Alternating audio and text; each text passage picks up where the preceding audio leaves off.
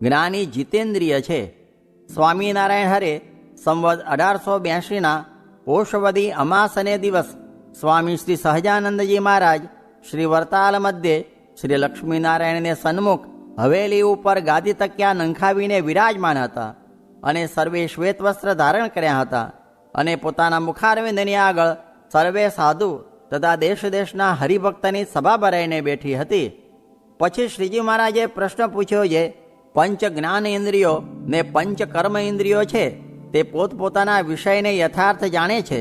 તે જ્ઞાની તથા અજ્ઞાનીને ઇન્દ્રિયો દ્વારા એક સરખો વ્યવહાર છે, પણ જ્ઞાની હોય તેના ઇન્દ્રિયો અજ્ઞાની થકી બીજી રીતે નથી વર્તતા. માટે જ્ઞાનીને જીતેન્દ્રિય કહ્યા છે તે કેવી રીતે જાણવા, એ પ્રશ્ન છે. પછી મુક્તાનંદ સ્વામીએ કહ્યું છે, નિર્વિકલ્પ સમાધિ થાય ત્યારે જીતેન્દ્રિય થાય એમ જણાય છે. પછી શ્રીજી મહારાજ બોલ્યા છે, નિર્વિકલ્પ સમાધિવાળાને પણ પંચ વિષય ગ્રહણ કરવા તે તો સૌની પેઠે ઇન્દ્રિયો દ્વારે જ ગ્રહણ થાય છે. માટે જીતેન્દ્રિયપણું કેમ છે? પછી બહુ રીતે કરીને મુક્તાનંદ સ્વામીએ ઉત્તર કર્યો, પણ સમાધાન થયું નહીં. પછી શ્રીજી મહારાજે કહ્યું છે, એનો ઉત્તર તો એમ છે જે શબ્દાદિક જે પંચ વિષય છે તેમાં જે દોષ રહ્યા છે તેને જાણે, અને ભગવાનની જે મૂર્તિ છે તેમાં જે કલ્યાણકારી ગુણ છે તેને પણ જાણે, અને માયિક જે પંચ વિષય તેને ભોગવવે કરીને જીવને નરકના કુંડની પ્રાપ્તિ થાય છે ને મહાદુઃખ ભોગવવા પડે છે તેને પણ જાણે. અને એમ જાણે ત્યારે એને પંચ વિષયનો અતિશય અભાવ આવે છે ને એને વિશે વૈર બુદ્ધિ થાય છે. પછી જે સાથે જેને વૈર થયો તેને વિશે કોઈ રીતે પ્રીતિ થાય જ નહીં.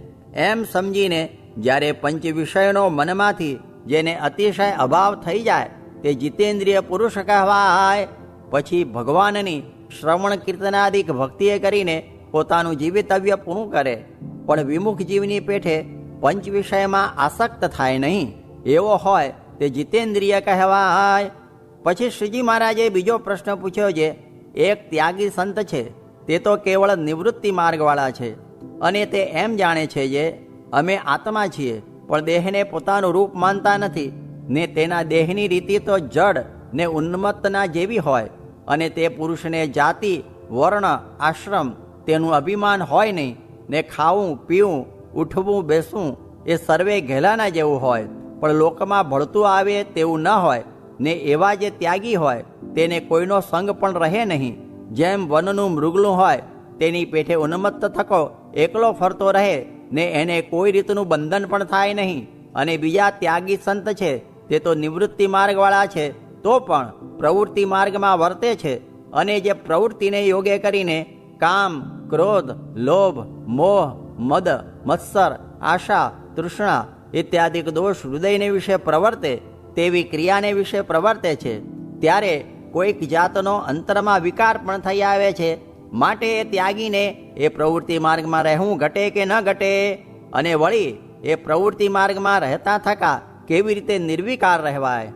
અને તમે કહેશો જે જો પરમેશ્વરની આજ્ઞાએ કરીને એ પ્રવૃત્તિ માર્ગમાં રહે તો બંધન ન થાય, તે ઉપર એ આશંકા છે જે પરમેશ્વરની આજ્ઞાએ કરીને ભાંગ પીએ તો શું ગાંડો ન થાય?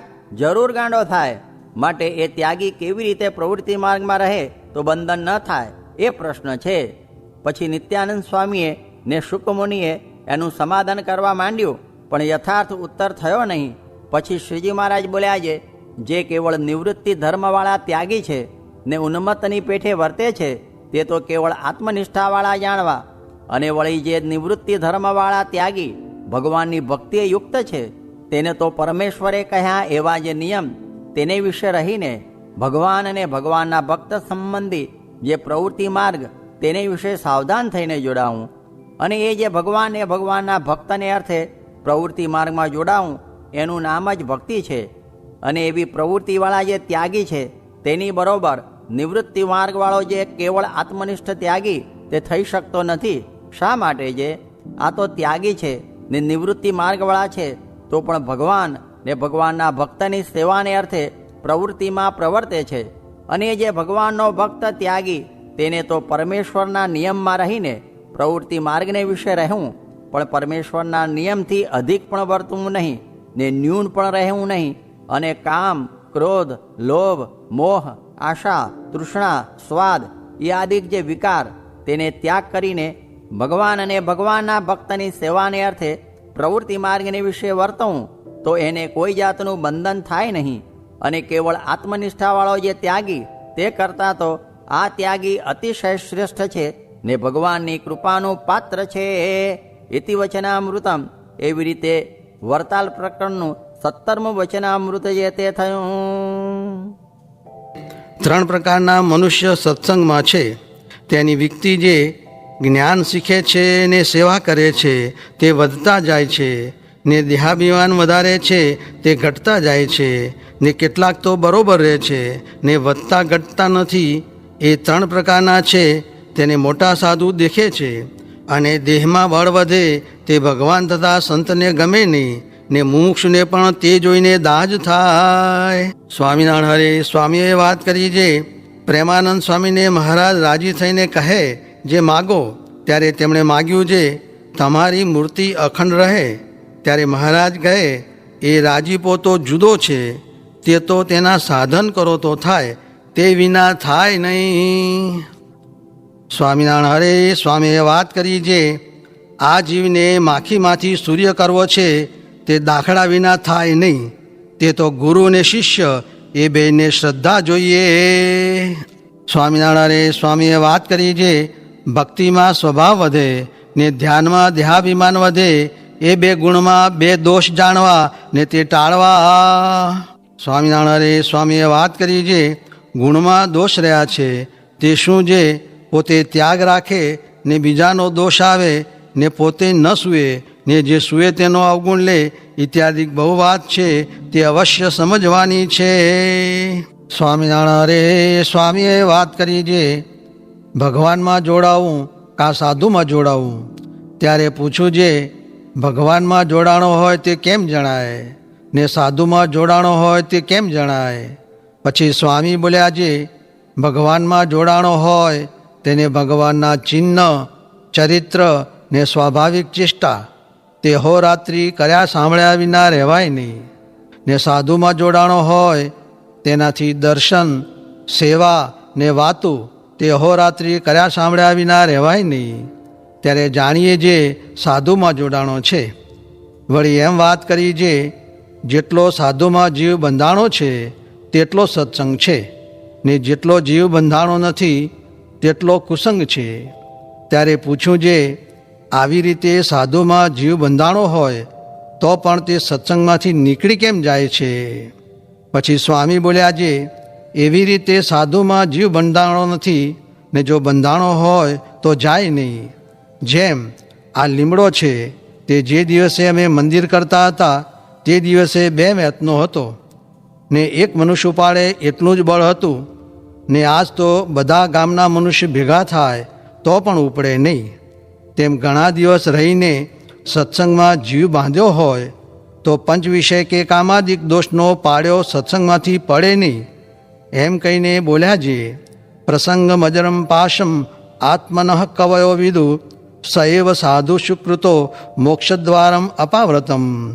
એમ જે રહેવાય છે તેને મોક્ષનું દ્વાર ઉઘાડું છે, ને એમ ન રહેવાય તો મોક્ષ દ્વારે દીધા છે કમાડ કડી જડી બારણે.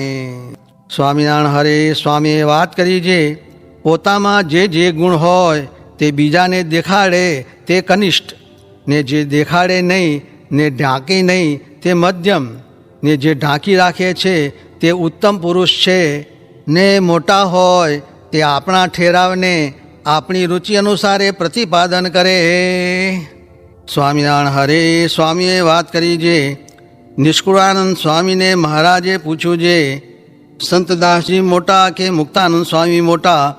ત્યારે નિષ્કુળાનંદ સ્વામીએ કહ્યું છે સંતદાસજી સિદ્ધ દશાને પામ્યા છે તે મોટા. પછી મહારાજે કહ્યું છે સંતદાસજીને મોટપ આવવી બંધ થઈ, ને મુક્તાનંદ સ્વામીની મોટપ વધતી જાય છે, માટે તે મોટા. ત્યાં દ્રષ્ટાંત દીધું છે હવેલીમાં બહુ ખર્ચ કરે તો 2 લાખ રૂપિયા ખર્ચ થાય, ઉપરાંત ન થાય.